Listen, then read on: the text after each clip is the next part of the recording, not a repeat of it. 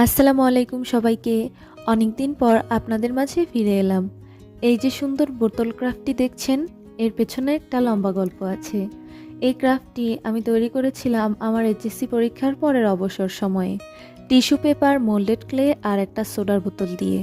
কিন্তু তখন এটি শুধু সাদাটে একটা কাঠামো ছিল, এতে কোনো রং ছোঁয়ানো হয়নি। আমি এতদিন কোনো ভিডিও পোস্ট করিনি বা কোনো অর্ডার নেইনি, কারণ গত কয়েক মাস আমি খুব ব্যস্ত সময় পার করেছি আমার অ্যাডমিশন জার্নি নিয়ে। তখন এই কাজগুলোর জন্য আমার হাতে কোনো সময়ই ছিল না।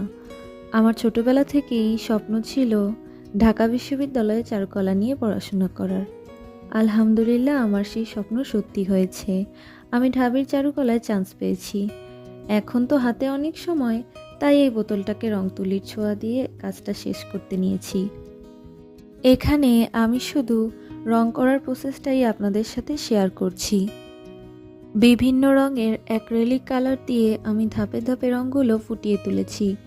মাটির নিচের পাথর থেকে শুরু করে ওপরের ছোট ছোট ফুল আর মাশরুমগুলো, প্রতিটা জায়গায় আমি ডিটেল দেওয়ার চেষ্টা করেছি। এই ধরনের বোতল ক্রাফটের ভিডিও আমি অনেক দেখেছি, তাই ইচ্ছে হয়েছিল নিজের জন্য একটা তৈরি করব। আমি প্রথমে সোডার বোতলটা ভালো মতো ধুয়ে শুকিয়ে নিয়েছিলাম। এরপর এটাতে টিস্যু পেপার দিয়ে ভালো মতো কোট করে নিয়েছিলাম। টিস্যু পেপার ভালো মতো শুকিয়ে যাওয়ার পর ক্লে দিয়ে আমি এখানে নিজের ইচ্ছা অনুযায়ী পাথর, ফুল, মাশরুম দিয়ে তৈরি করে নিয়েছি। আপনারাও চাইলে আপনাদের ঘরের সাধারণ বোতলগুলোকে এরকম সুন্দর এবং অসাধারণ করতে পারেন, যা আপনার ঘরের সৌন্দর্য বৃদ্ধি করবে। পুরনো ফেলে দেওয়া বোতলও এতটা মায়াবী হতে পারে, তা এই কাজটা না করলে বিশ্বাসই হতো না। সাধারণ ক্লে আর রং দিয়ে তৈরি এই কুঁড়েঘরটা যেন একটা রূপকথার গল্পের কথা মনে করিয়ে দেয়।